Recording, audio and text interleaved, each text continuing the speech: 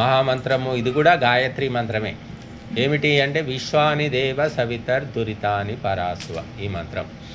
ఈ మంత్రం కూడా ఏం చెప్తుందంటే, ఓ భగవంతుడా మాకు దురితాలను దూరము చేయి, భద్రాన్ని ప్రాప్తింప చేయి.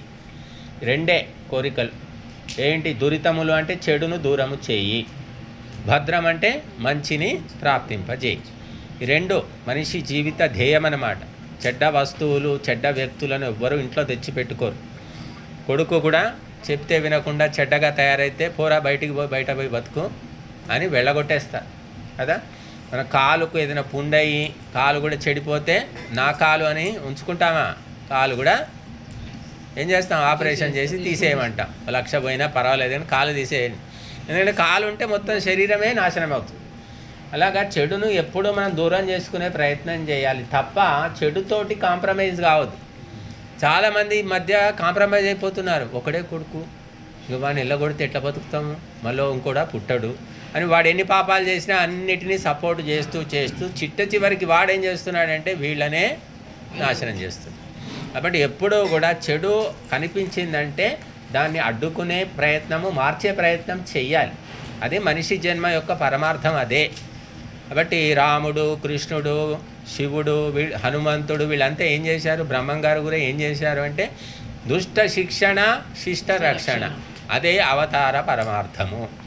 అంటే మనం అంత చేయకపోయినా మన ఇంటి మట్టుకు, మన వీధి మట్టుకు, మన కులం మట్టుకు మనం చేసుకోవాలి. మంచి మాటలతో చెప్పాలి. మొదలే దాన్ని ఆపరేషన్ అని కాదు, మంచి మాటలు, లేకపోతే ఇంకా బెదిరించడము, చిట్ట చివరికి యాక్షన్.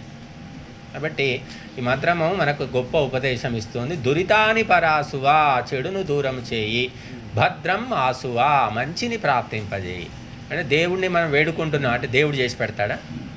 దేవుడా నాకు మంచి ఇల్లు ఊడ్చిపెట్టు, వాకిలు ఊడ్చిపెట్టు, పళ్ళు దోమపెట్టు, స్నానం చేయించు అంటే దేవుడు చేస్తాడా? ప్రార్థన అంటే అర్థం ఏమిటంటే ప్రేరణ. అంటే మనం స్వయం ప్రేరణ అన్నమాట. నేను ఢిల్లీకి పోవాలి అని 100 సార్లు అనుకుంటే ఢిల్లీకి పోతున్నావు. నువ్వు అనుకోకుండా గాలికి పోతున్నారు ఎవరైనా? బట్ ఇది స్వయం ప్రేరణ.